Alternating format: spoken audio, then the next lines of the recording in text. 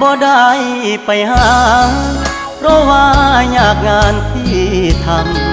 ำบ่ได้ใจดำยังคิดนำตัวน้องคือเก่าบ่ได้เปลี่ยนไปหัวใจอ้ายยังห่วงเจ้าบ่ได้ปล่อยให้เงาเสาร์อาทิตย์ติดงานโอทีได้แต่โทรหาน้องคงจะไม่ว่ากันบ่เคยเปลี่ยนพันสัญญาหักมันคนดีบ่ได้กักมีกิ๊กบ่ได้หลีกสัญญาที่มี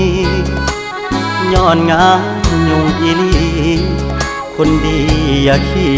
ยดอายเด้อขอหาสุมือเจ้ามาคือน้อยใจเฮ็ดหยังหยุดงานวันวางจะเดินทางเพื่อไปพบเจออย่ามาสงสัย